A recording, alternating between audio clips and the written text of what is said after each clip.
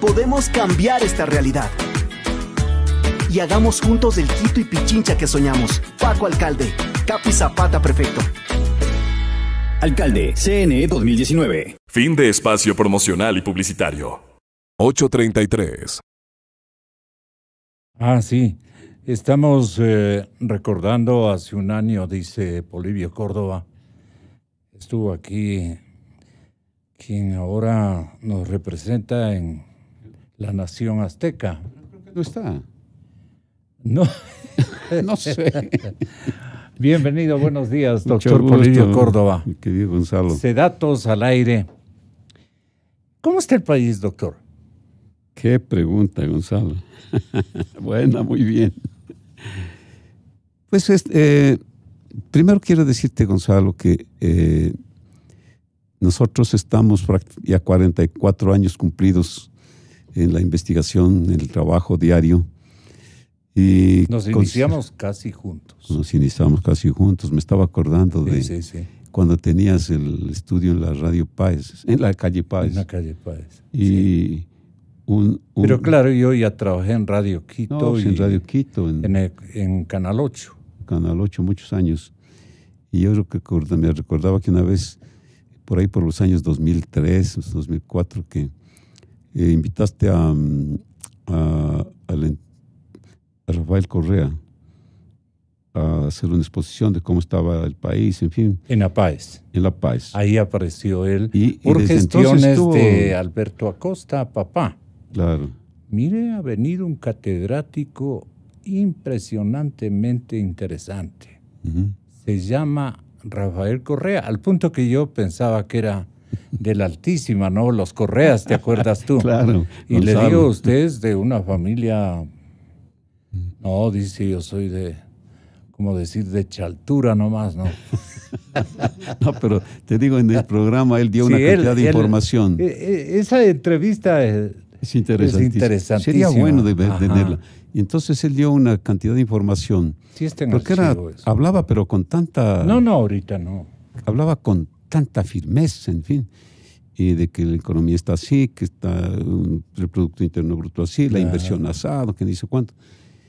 Y al otro día me invitaste a mí. Entonces, yo tenía la información que producen las instituciones oficiales internacionales. Entonces, tú dices, bueno, pero no coincide con lo que escuchamos ayer al profesor Correa. ¿Qué tal si mañana se entrevistan los dos juntos? Y nos invitaste a los dos. Y cada vez que él decía algo, yo le decía, mira, Rafael, porque éramos profesores en la Universidad de San Francisco, esto no es así. La información que estás dando no es esta. Le pones énfasis, le pones todo, pero no le pones verdad, ¿no? Entonces fue toda la entrevista. Un debate de esa increíble, manera. Sí. Y tú dijiste, sí, bueno, pero ahora veamos. ¿Quién tenía la razón? Y dice la gente, casi el 100% tuve yo de pero estar, provocó de que esa gran expectativa. ¿No? Generó gran expectativa Correa. Sí. Te decía, pues, Gonzalo, que nosotros tenemos como el instrumento clave de información la investigación, el sondeo, la encuesta. Desde el año 1974 que iniciamos, fíjate que hemos pasado de 3 millones de personas a las que hemos llegado a conversar y consultar. Porque está saliendo el libro mío que, pues, ojalá lo podamos presentar aquí inicialmente, que se llama La información veraz es invencible. Y ahí damos... Son memorias. Pero memorias cuantificadas. Viene desde el año 1830, que yo tengo un libro que se llama El proceso electoral ecuatoriano desde 1830. Linda Entonces obra. hacemos un recuento de todos los libros que hemos escrito y decimos, bueno, tantos años en que nunca hubo encuesta, no hubo Te una opinión. preguntaba, ¿cómo se sienten los ecuatorianos? Sí. Entonces, esa pregunta, por eso que la voy a responder, porque es después de consultar a toda la gente que está en provincias, áreas urbanas, áreas rurales, pueblos grandes, medianos, pequeños, de todas las edades. La pregunta que le hacemos cada mes, este estudio salió el día 15 de febrero, y bueno, dígame usted, ¿cómo cree que va el país? ¿Va por un buen camino o por un mal camino? ¿Qué te contestaron? El 64% de la población dice que va por mal camino. El 23% que va por un buen camino. O sea, casi la tercera parte. Y un 12% que no contesta al respecto. Pero claro, es bueno ver las tendencias, cómo es lo que se ha marcado a lo largo de los últimos años. Y cuando comenzó el gobierno, pues decía un 48, 49% vamos por buen camino, ¿no? Y a diferencia de que cuando terminó el presidente Correa, expresidente Correa, el 27% decía que vamos por buen camino, un 32% por buen camino, y subió rápidamente, casi en un 50% a la opinión pues positiva, ¿no? De una buena expectativa. Pero tenemos que ahora, el 23% dice que vamos por buen camino, muy por debajo de cuando Correa se fue. Y decimos, bueno, pero ¿cómo ve al futuro? Esto es lo que pasó anteriormente, pero ¿cómo ve al futuro? Pues cuando comenzó el gobierno, en mayo del año 17, 52% estaban optimistas. Vamos a ir mejor. Al año, en mayo del 2018, ese optimismo bajó a 34%. Y ahora el optimismo está en 21%. Preocupante, 80% de la población. Preocupante. Preocupante, pero claro, nosotros ¿Y decimos... a qué atribuye ese datos, esa percepción, digamos, de la gente? Esta situación, ese desaliento de la colectividad. Porque lo que tú dices, Gonzalo, pero decimos, bueno, pero usted en este momento, ¿cómo se siente? ¿Cómo se siente usted en cuestión de, está preocupado, está optimista, está frustrado? Cuando comenzó el gobierno, 44% decía que se siente preocupado, incierto futuro, pero 52% optimista. Ahora, el 70% de la población está preocupada, incierta, frustrada, triste. ¿Qué le afecta a la población? ¿Qué es lo que le afecta? Los principales problemas, según la población. El primero viene a ser los problemas económicos del país, la forma como se conduce la economía del país, la carestía de la vida, la pobreza, la deuda.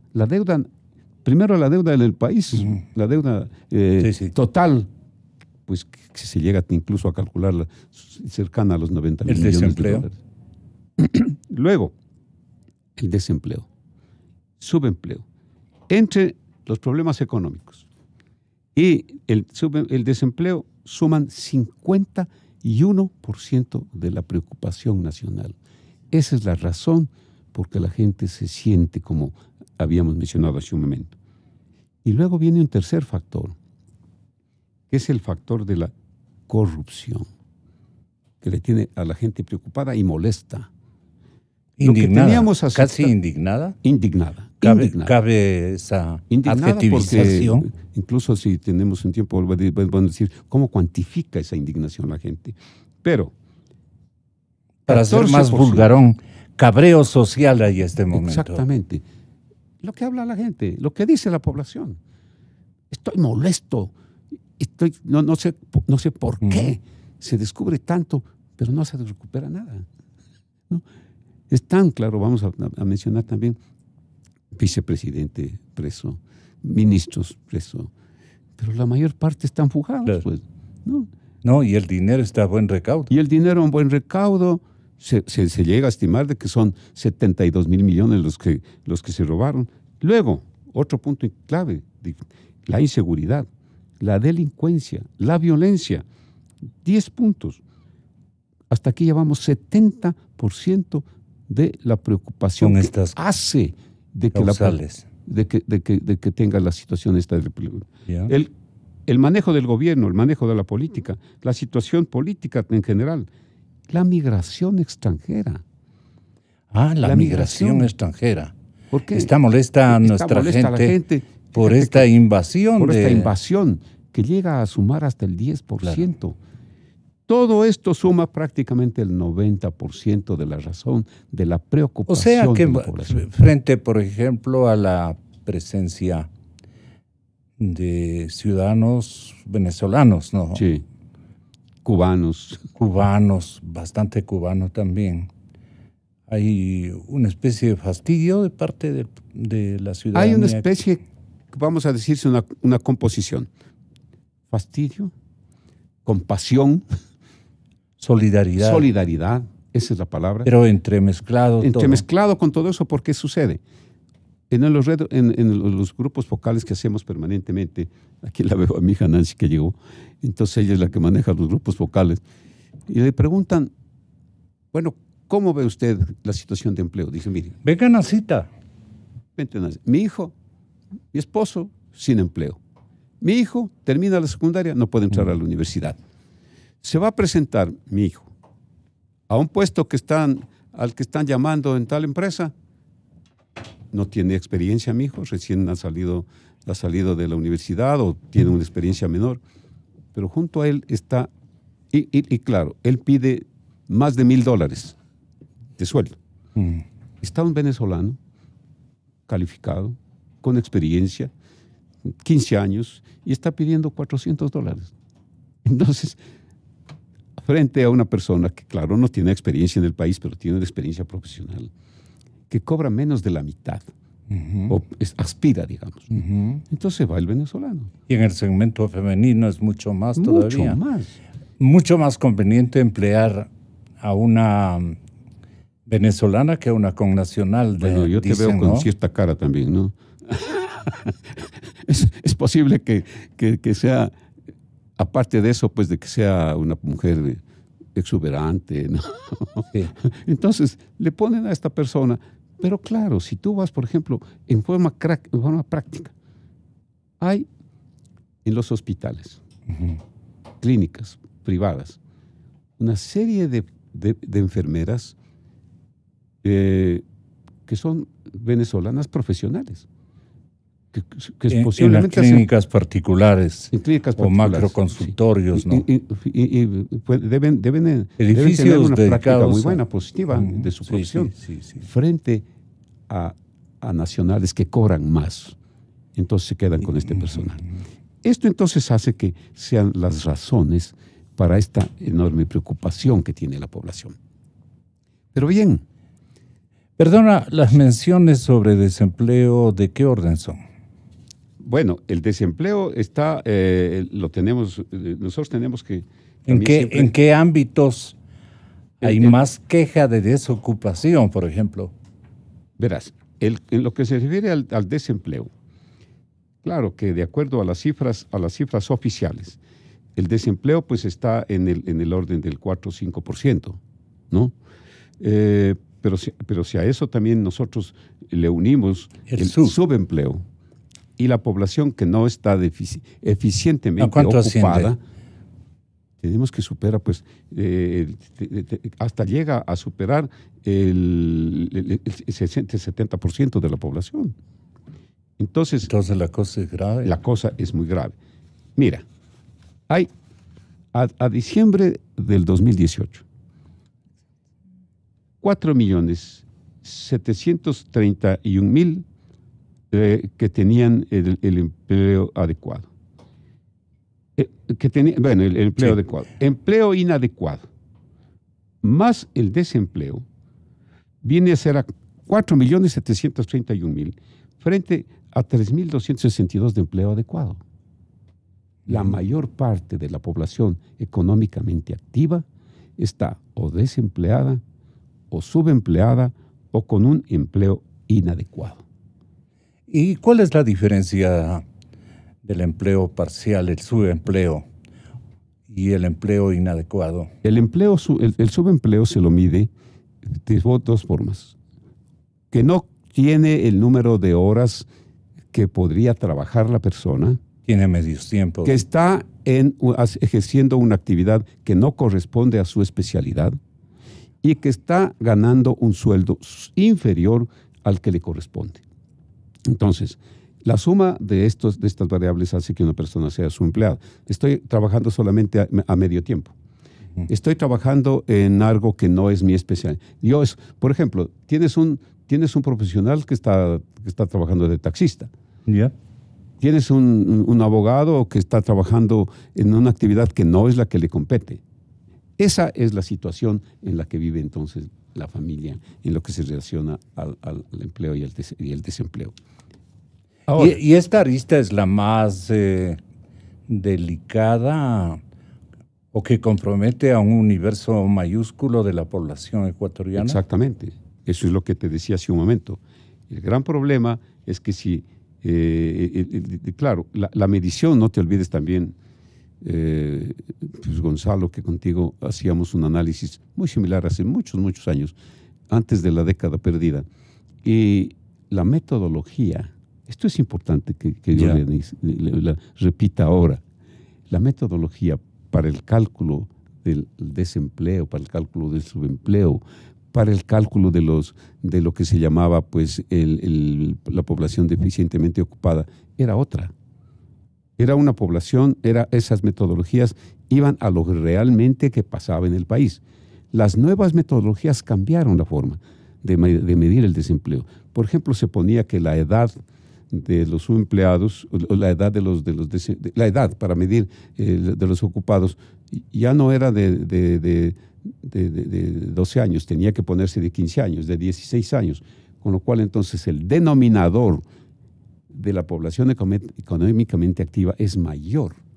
Y si tú tienes como numerador un desempleo medido para un denominador mayor, sale la tasa menor. Entonces, mucho es de esta forma. ¿Qué es un numerador, Nancy? El numerador es justamente cuántas personas son las que en este caso serían las que estarían en un empleo adecuado sobre la base del universo. Si el universo se va reduciendo, el numerador, el indicador termina siendo, o mayor termina siendo más pequeño. Entonces, el cambio de la metodología permitió tener un número más pequeño, pero en realidad es mayor. Entonces, cuando nosotros vemos, de todas maneras es interesante mirar el nivel de subempleo, desempleo por ciudades, y vemos que, por ejemplo, en el caso del subempleo, es decir, las personas que están inadecuadamente empleadas, es mayor en la ciudad de Guayaquil, siendo una ciudad en la que, por ejemplo, Guayaquil… Muy productiva y comercial. Pero hay gente profesional que está dedicada a otros ámbitos de acción, es muy comercial, entonces claro, la gente se adecúa de alguna forma a qué es lo que puede hacer. Por ejemplo, en el caso de Guayaquil, este fue el último dato entregado por el INEC, tiene 18,92% de subempleo, Quito tiene 9,73% y Cuenca tiene 8,56%. Es decir, que hay más subempleo en las ciudades donde hay más dinamismo, donde han tenido que irse adecuando, ¿no? Para hacerlo más facilísimo, en el numerador está la población desempleada, aquí. En el denominador está el total de la población. Si tú divides esto para una población mayor, que es la que le cambiaron la metodología, la tasa del desempleo baja, pero no es cierto. Entonces, todo depende de las metodologías. Ahora, claro… Pero ahí me dejas pensando. A ver. Entonces, ¿qué debemos nosotros convalidar de lo que nos informan ustedes, los consultores? Tenemos que seguir las metodologías internacionales. Así es. Hay una metodología internacional que la determina la OIT, la Organización Internacional del Trabajo, y acoplarnos a las metodologías, capaz que no se salgamos, que de ninguna manera vayamos a tener inquietudes respecto de que la cifra oficial no está bien. El pasillo más triste de este momento es el desempleo y el subempleo. Ahora veamos cómo anda con este pasillo la imagen del presidente de la República, el señor licenciado Moreno. Tenga la bondad. Que Gonzalo siempre pega unos tiros al blanco. Bueno, muy bien, aquí tenemos. La aprobación al presidente se la mide a través de una pregunta con respuestas dicotómicas. Esto es importante analizarlo muy fácilmente. ¿Aprueba o desaprueba? O sea, dos posibilidades. No es que se dice… No hay medias. No hay medias. O dice, muy bien, bien, mal, muy mal. Entonces, algunas organizaciones dicen calificaciones positivas, calificaciones negativas. Bueno, es así, pero eso no mide la aprobación. Aquí tengo que… ¿Y cuáles son los… Hagamos una referencia. El presidente Rafael Correa, cuando inició su mandato, tenía el 73% de aprobación. Y en promedio, en el primer año, alcanzó al 68% de aprobación. Y terminó su mandato en mayo de 2017 con alrededor del 46% de aprobación. El presidente Lenín Moreno comenzó en mayo del año 2017 con 66% de aprobación, o sea, 20 puntos más que Correa. Sí, Y perdona, llegó en el agosto. último año más o menos el porcentaje mayúsculo de Correa era de 40, Y 6. de 46. Cuando terminó. Es decir, que yo comparo como periodista que la enorme deuda pública sirvió para mantenerse en 40 y pico % de popularidad o de satisfacción o de aprobación de la población ecuatoriana. Porque claro, No sabían la realidad. no sabían la realidad. No sabían qué dejaba. Y ese tipo de mediciones comparativas ustedes Claro. las realizan. Ojalá ¿a qué Ya, se ya, debió ya. que Correa? Porque cualquiera que te escuchó terminó con 43. Es un presidente Impresionante. popular, impresionante. Ponte Hizo una a gran pensar, tarea. ponte a pensar, Puede confundirse, ¿no? Y en fíjate cambio, que- Influye mucho. yo le el mido tema- la deuda que produjo, ¿no es cierto?, esa etapa de su larga y dilatada presencia en la casa presidencial. Y ahí Fíjate, la gente no va a entender esto. pero la inversión en yo comunicación. te lo voy a decir esto. O sea, el tema de lo vieron, todo el La tema de las propaganda. sabatinas, y creo que eso es justamente lo que va a tratar el doctor. ¿qué hacía Correa desde que él inició? Una campaña publicitaria de tal magnitud que llegó a tener, primero, 453 cadenas nacionales durante la semana y 1.300 horas de duración de estas cadenas. Fíjate, una campaña permanente diciendo, esto es lo que estoy haciendo, estas son las escuelas del milenio, estas son las grandes obras hidráulicas, estas son las carreteras, esto es lo que hemos hecho. Y el aparte universo de de Apangora se creía, pues no. lógicamente, y aparte de eso, 523 sabatinas. Bueno, un aparataje de semejante publicidad. Todos los sábados, miles de personas que lo acompañaban con un séquito de todo tipo de público al que él lo entrenaba para alzar las manos. Te digo, es la mayor farsa. Yo en el libro que te hago mención estoy describiendo paso a paso cómo es el engaño que se produjo a lo largo de la década perdida. Claro, no había cómo hablar ninguna cosa que no podía ser de él. A mí me trataba de todos modos. Bueno, aquí no se diga, ¿no? Pobre hombre, por aquí, por acá, y ni sé cuánto. Seatos debe desaparecer, él y su familia deben desaparecer. Bueno, ante esta situación, a esa población confundida, a esa población engañada, hacía que entonces que esa población lo califique con el 46%. Comienza el presidente Moreno con 66, llega al 77, Gonzalo, incluso más que el presidente Correa, 77% de aprobación en agosto del año 2017. ¿Por qué? Dijo la verdad. Okay. No recibo la mesa servida, me abro al diálogo, tienen que aquí intervenir todos. La población dijo, hemos cambiado. Pero luego, frente al manejo del gobierno y sobre todo de los problemas nacionales, del problema económico, del problema del desempleo, del problema del endeudamiento externo, del problema que no se sabía cuándo iba a ser realidad lo que él manifestaba en sus discursos, comienza el descenso, 69. En mayo del año 2018 tiene el 46, la misma medición de Correa.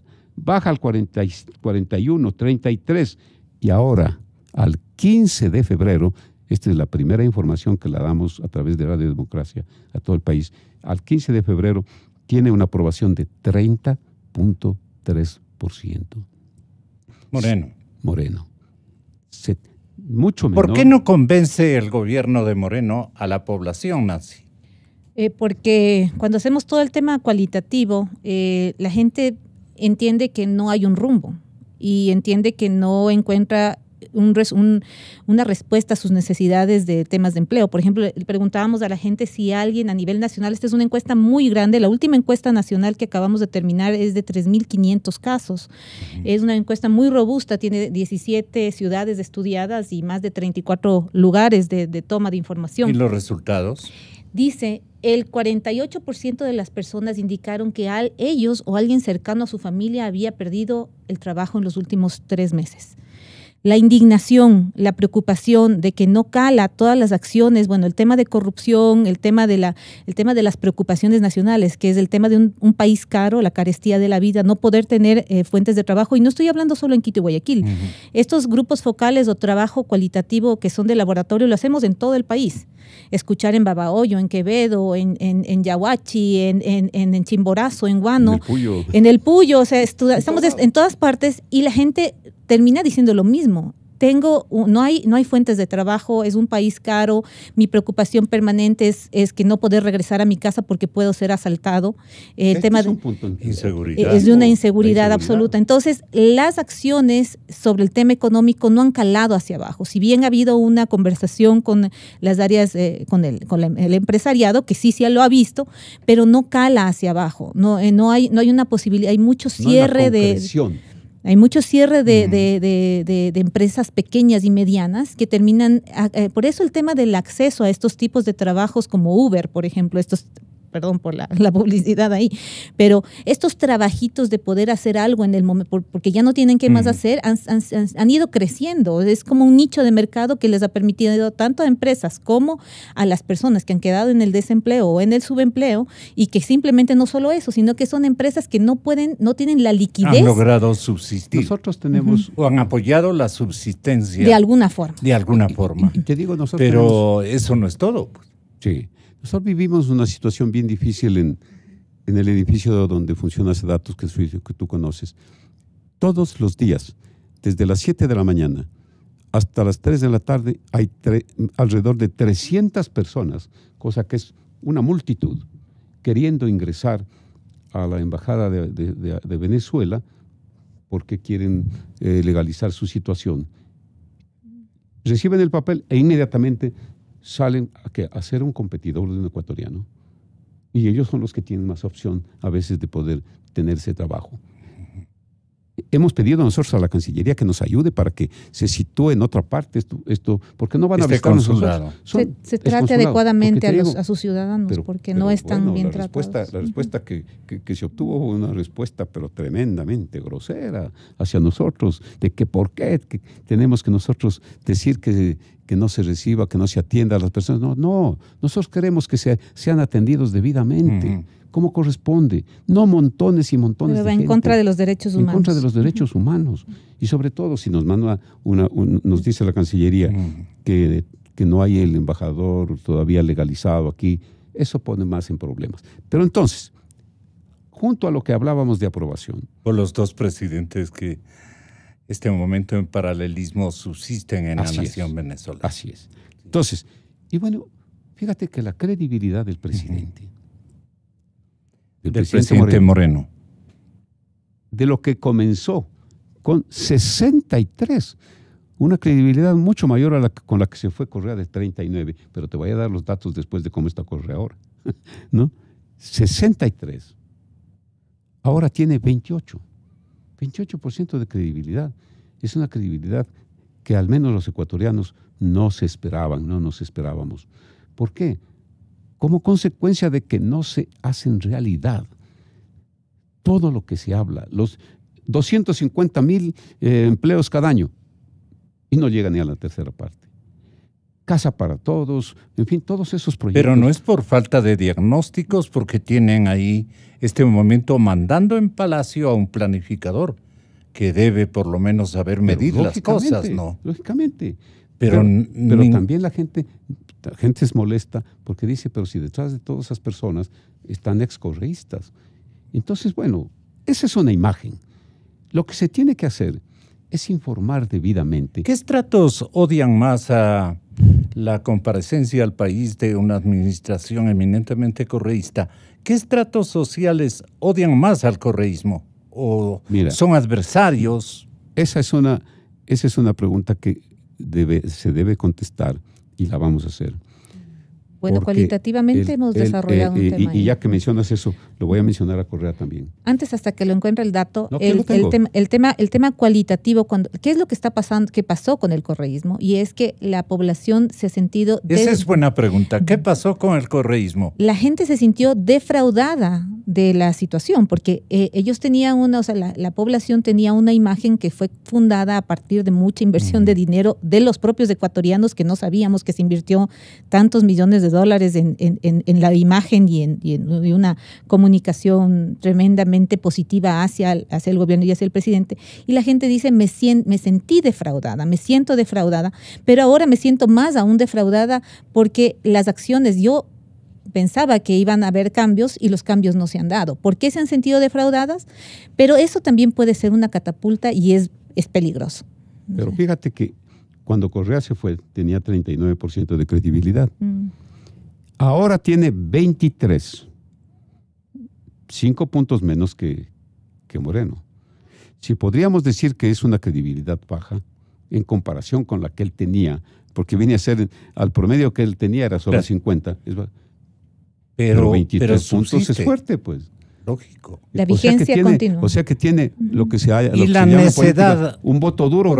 Por así denominarlo, Nancy. Ustedes han hecho un estudio que aluda el por qué el correísmo tiene todavía sus seguidores vergonzantes, pero seguidores rotundos. O sea, caprichosos, tenaces, disimulan todo, bosquejan argumentos ridículos, no admiten que ese hombre se equivocó del medio a la mitad, que fue un vanidoso con el poder, que nos endeudó hasta la médula, que no alcanzó a pagar ninguna de sus obligaciones y que la mayor parte de sus colaboradores son los nuevos ricos en nuestro país y que ese dinero no aparece en bien de la producción nacional, por lo menos que sería un lavado más o menos virtuoso, ¿no es cierto?, de ese dinero. ¿No? Está escondido, está enterrado, está depositado en otras regiones. Bueno, un montón de destinos que podemos nosotros especular, no porque tengamos un estudio adecuado, que la administración Moreno debía haberse preocupado de ese tipo de estudios. Exactamente. Claro, la principal prioridad del señor presidente Moreno, con todo respeto, habría sido: voy a encontrar ese dinero que puede ser la solución a mis calamidades fiscales. Bueno, el 86% de la población, cuando le preguntábamos sobre el tema de qué tanto aprueba la ley que la planteó justamente la Asamblea Nacional, creo que fue la presidenta Elizabeth Cabezas, planteó la ley de recuperación de los dineros robados, 86% de la población estuvo de acuerdo. Y en grupos focales, la gente cualitativamente hablando dicen, bueno, hasta este rato, ¿dónde está? Plantearon de los 13 millones de dólares que iba a devolver el tema que hubo de Topic, pero hasta este rato no existe ni un solo centavo. Quizás esa es una de las razones por las que ahora hay la Secretaría de la Corrupción, que justamente va a accionar esto, porque la gente se siente decepcionada precisamente por eso. O sea, la gente entiende que se han burlado. Si se han burlado del presidente Moreno, se han burlado de todos. Y eso es lo que se han burlado de todos. Bueno, y la población en estas consultas pues lo indican así. ¿Cree usted? Esta es una pregunta. A ver. ¿Cree usted que el señor Topic desconocía el origen de los 13.5 millones de dólares que ofrece devolver al Estado? El 74% de la población dice, ¿cómo va a creer usted? Lo conocía. Las 3/4 partes de la población dicen, conocía. Bueno, por favor, no lo decimos nosotros, lo dice la población de la costa, de la sierra, de la Amazonía. Entonces, ese punto es el que todavía no se lo ha sabido pues, cubrir de alguna manera. Y claro, la evaluación de la forma de gobernar, porque viene, esto es el presidente. Vamos a ver cómo está el gobierno. ¿Usted cómo considera que gobierna, la forma como se gobierna? En mayo del 2017, el 69% de la población decía una calificación que gobierna bien o muy bien. 69. Altísimo. Ahora, que dice que gobierna bien o muy bien es el 45%. Y si unimos para poder hacer comparativo con la aprobación, tenemos que el 24.4% de la población aprueba la forma de gobernar. Entonces, ¿qué quiere decir? Que ahí está el quid de todo. Demostrar con acciones efectivas que esos gabinetes que ahora son numerosos, ¿no?, demuestren que el hecho de que se da esa estructura al gobierno da como resultado una gestión positiva, que no es solamente una cuestión digamos, de extender la gestión a través de gabinetes, sino que de esos gabinetes se vuelvan realmente efectivos. Una comparecencia al gobierno esperanzadora fue la designación del vicepresidente de la República. El perfil era súper aceptable. Yo y mi familia que le conocemos al señor vicepresidente, yo también lo conozco. Sabemos de una procedencia, pero extremadamente virtuosa, de ejemplos mutuos entre padres, abuelos, hijos, inclusive los hijos de una los actividad nietos, muy honesta. ¿no? Sí, una actividad, y muy talentosos. Muy talentosos. Muy trabajadores, respetuosos de la opinión de los demás, en fin, una serie de valores intrínsecos de esa familia. El tema es que no le ha dejado, o no le han dejado los entornos que le legó Correa al presidente Moreno y que se encuentran todavía en Palacio, ¿o no es así? Y fíjate esto. Sí, aquí La decisión, sí. la elección. Cuando se nombró al vicepresidente, ¿Con qué objeto se lo nombró? Sonnenholder, él tuvo En tu lectura, Polibio. Una aprobación de las 2/3 partes de la No población. Pues. 66% aprobó. Claro. ¿Aprobó por qué? Porque La foto fue excelente. Fue excelente. Exacto. Claro, porque la señora Vicuña cayó al 9% de aprobación. Salió con el 9%. Te digo, es una vergüenza. Y el país sufre, se entristece. Por eso es que dice que se siente como está tan preocupado. 3 vicepresidentes en 2 años. El uno preso. La otra vicepresidenta en situación tal que tiene que estar presente en el país porque no se puede ir del país. Surge una persona que no tiene ninguna experiencia política pues dudosa, absoluta, sino simplemente un trabajador correcto, una persona de los medios de comunicación muy dinámico, muy respetuoso, y subió con él ese 66% de aprobación a su elección, a la elección. Pero cuando nosotros le preguntamos ya ahora, ¿y cómo aprueba la gestión que está realizando? Tenemos que el 43% no sabe.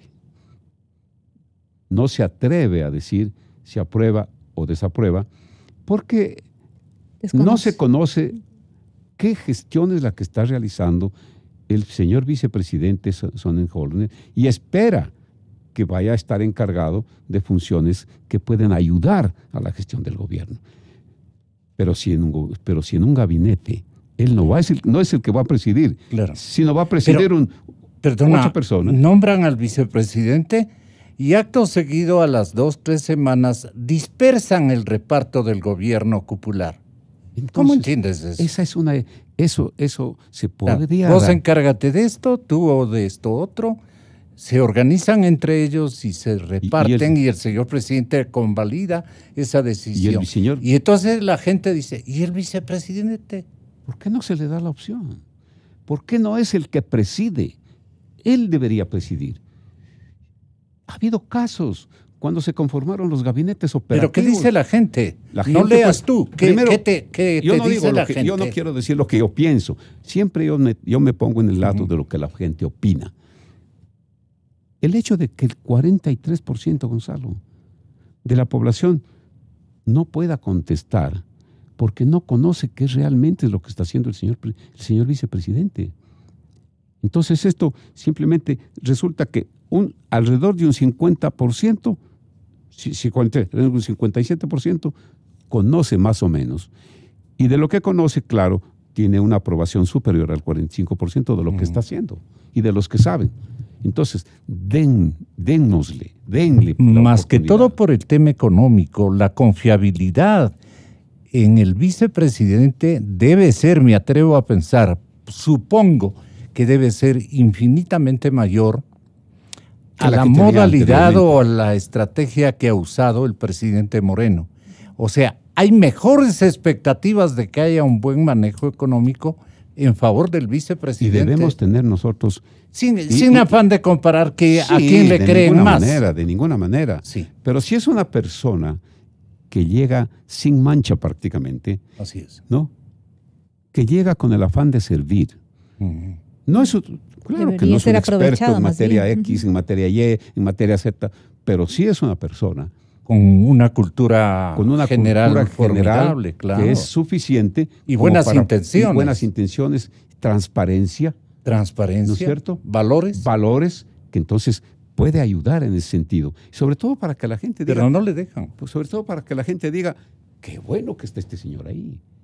Pero que esos gabinetes tan múltiples se conviertan en gabinetes positivos, favorables. Una cosa final, porque se nos terminó el reloj. Álvaro. Ya está la papaya, ya está lista.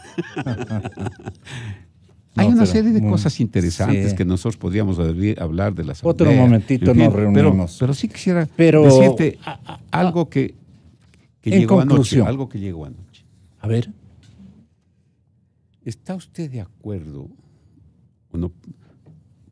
que para el futuro se elimine el Consejo de Participación Ciudadana y Control Social?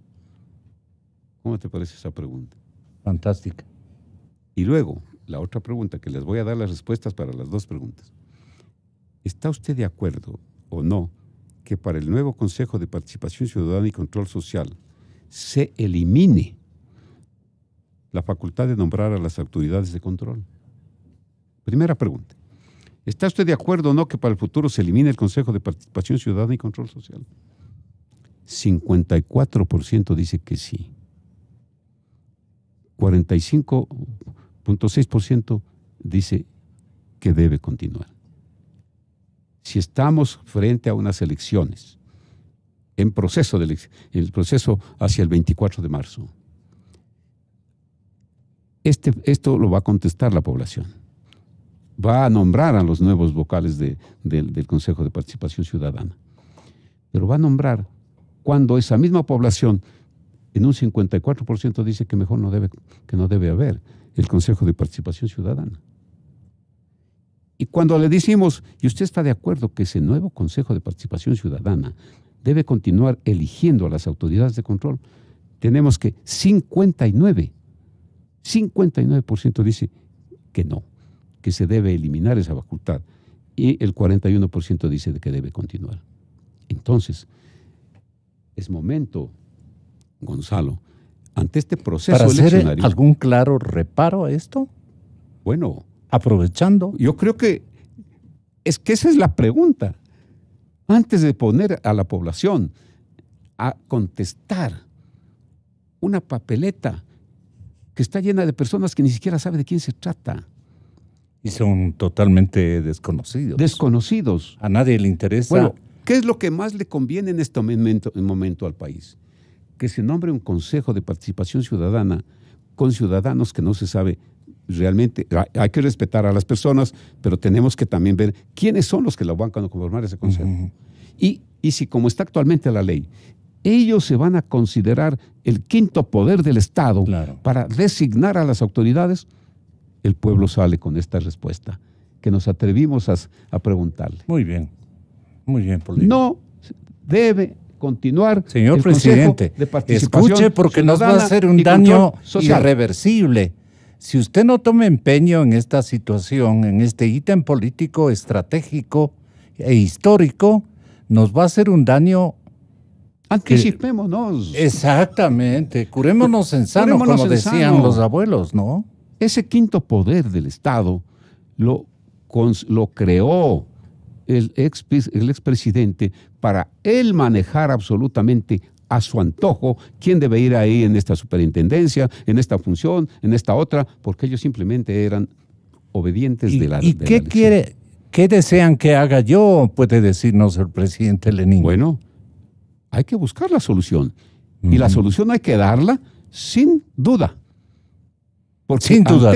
ante esta manifestación del pueblo que fue consultado por Sedatos en 17 ciudades, áreas urbanas y rurales, 500 casos. 3.500 casos. Te digo, hay que tomar en cuenta esto. Si a nosotros nos preguntamos si nos preguntan, ¿ustedes de lado de quién están? ¿De este lado o del otro? No.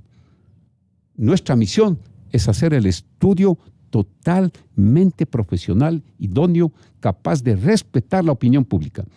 Si eso Así nos ha tiene costado que lo ser. que nos ha costado y tuvimos que defendernos hasta demostrar que nuestras cifras fueron 100% correctas, ¿por qué no hacerlo ahora?